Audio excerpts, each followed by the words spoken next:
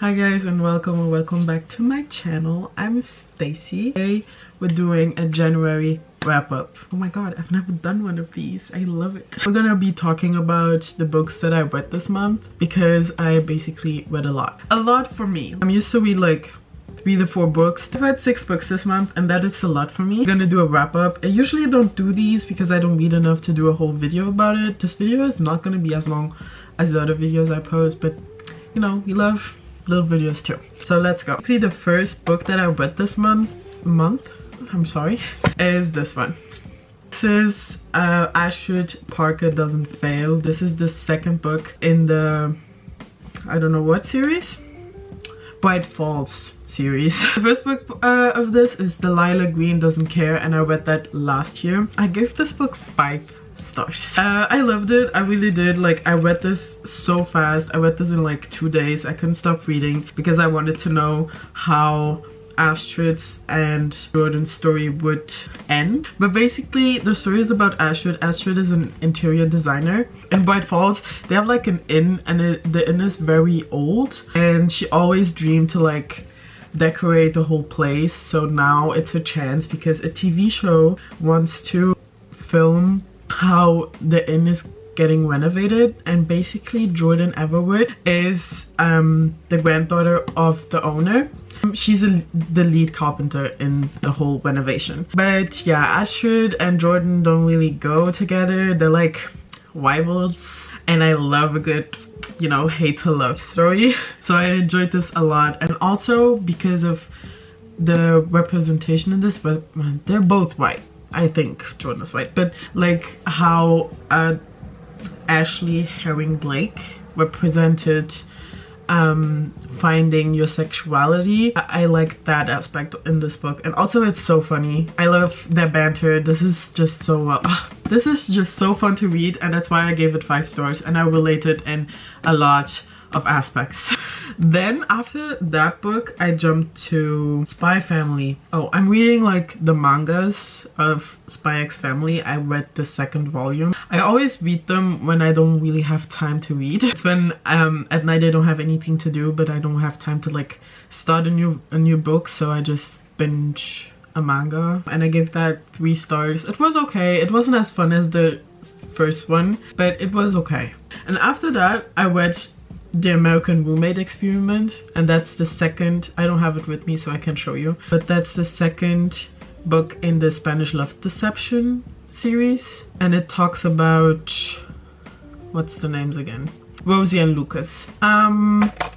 Yeah, so I gave that book 2 stars. I didn't like it. I didn't read the first book, The Spanish Love Deception, because I didn't know it was a series. I'm not planning on reading the first book because I really didn't like this one. I feel like it's not a bad book. I just feel like I've read so many romances until now, and I've watched so many movies, that everything that happened in that book just was, for me, very predictable. And like the cute scenes that are meant to make you like, ooh, get butterflies in your stomach, were just, you know, recycled from other rom-coms that I've already watched or read. And I also feel like I couldn't like connect with the characters. Like Rosie was for me very annoying. She kind of gave me the ick with her crush, you know. She was like, I stalked him for months on Instagram and now he's on my doorstep.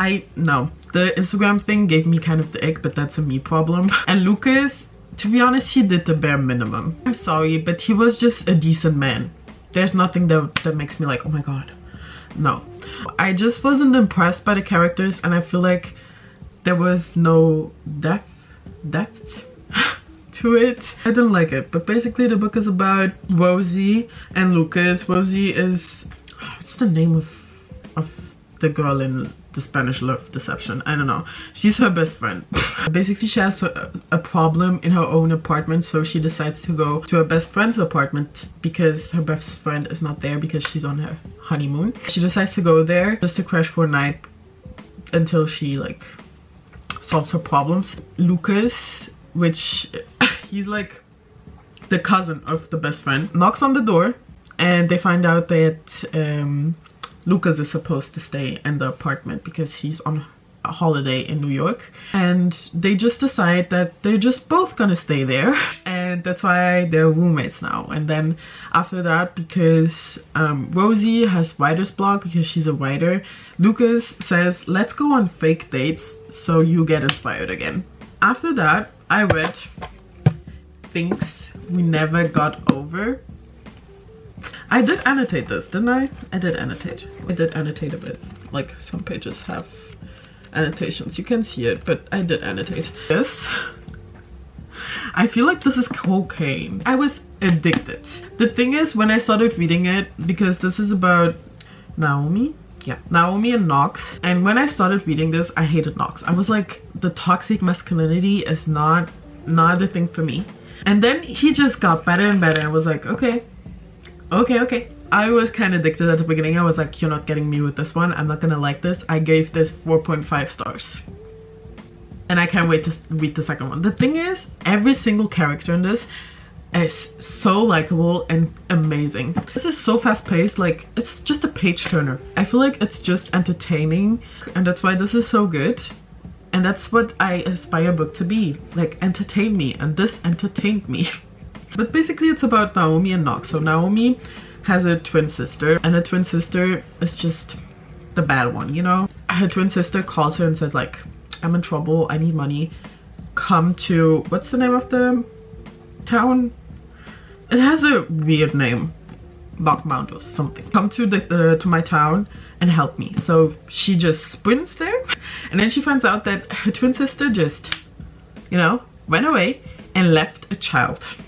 So now Naomi has to take care of a child by herself, gets to know Knox, and Knox just gives her a job and helps her take care of the child. And yeah, but Knox is, he's like, I don't like romance, I don't like relationships, I'm a bachelor, I'm never going to get into a relationship. What shocked me is the ages in this. I'm not gonna say anything, but the age, I'm like, you're behaving like that and you're a grown-ass man. Yeah, so that's basically the synopsis of this. But it took me so long to read it, but I'm glad I read it. And next month, I think, February 21st, the second one comes out.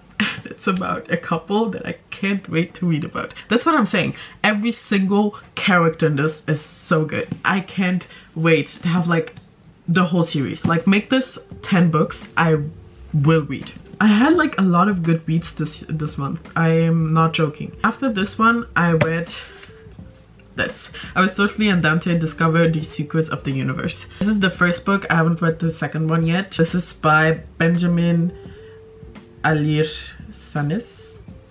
Spanish. It's about Aristotle and Dante. Aristotle is like a very angry kid. They're both in the beginning, I think 15 or 16, I can't remember. He's very angry and has no friends, and Dante is just, he's very smart, and they just get to know each other, and you would think they don't really match together, but they become the best of friends, and you just follow their journey through high school. I think like they're like 15, and then at the end they're like 17 going 18. I'm not gonna tell you anything about the book, any of my like what made me like this book this much, because I gave it 5 stars, because I feel like because I didn't know anything about the book, it's what made it so good. Just liked it a lot. I annotated the shit out of this. I have a lot of quotes that I loved, but it's very relatable, and it's like I read this in a day. It's like a page turner. I couldn't stop reading. I wanted to know what happens. So this is like, I don't know, it just made me think a lot, and I feel like the way it's written is so beautiful, because I feel the author, I think he also writes poems. It's very beautiful, like the way it's written, and I could see myself reread this, and I have to read the second one. Not gonna lie, this one just, I don't know, I was so emotional after I read it. I related so much, so yeah. Must read. You have to read this. After that one, I read If He Had Been With Me. That book is known to be very sad. That's why I read it. I was like, I want to cry. I read that in a night, like not in a night, in like a day. Because it's a short one too. It has like 330 pages. I read it on my iPad. I don't own the book. I gave that book 3 stars. I get why people cry. I didn't shed one tear, but I get why people cry. It is a very sad story. Like at the beginning, you already know how the story is gonna end. but still you keep like rooting for them. And also I was like waiting for the moment where the romance kicks in, and that's the painful part. But it's about Finn and August. Basically Finn and August, they grew up together, their mothers are best friends, they've known each other for their entire life, and so it's basically like best friends to strangers to friends to lovers again. Just when they're kids, they're best friends, and then they just have like a falling out. They don't talk to each other anymore when they get to high school or middle school, I don't know anymore, because they have like different friend groups, so they don't really talk to each other anymore. And when they talk, it's like a small talk, because they have like dinners together all the time, and Christmases, they spend Christmas together and stuff, because their mothers are best friends and they live next to each other. They're literally neighbors. So that's how the story goes. So you follow them through their high school years. So both of them have like other girlfriends and boyfriends, and that's the story. In the beginning, you already know what's gonna happen. The first page, they already tell you. So I didn't cry. I gave it 3 stars because I felt like it took me, I don't know, a lot of brain power to read it. Like, not brain power, but it was very slow. That's why I just felt like it's a mid book, because also I didn't cry. If I had cried, perhaps it would be like a 3.5 or 4, but I didn't cry, so it was a 3. It was mid. It was okay. I didn't really, there's nothing about it that I didn't like, but also nothing that I particularly liked about it. That's why it's just a 3 star. Okay, that was the last book I read this month. So a lot of good ones, and I hope next month is good. Next month is gonna be the same. Right now I'm reading Legendborn by Tracy Dion. Reading this, I started it this month and I'm not done, so that's why it's not in the wrap up, but this is what I'm gonna continue reading, and I'm liking it so far. So that was my wrap up. I hope you enjoyed. If you want more like bookish videos, let me know, because I love filming these, and I'll see you next month if I read a lot again. If not, I'll see you on Instagram and I post it there. I love you, and I'll see you in my next video. Okay, bye.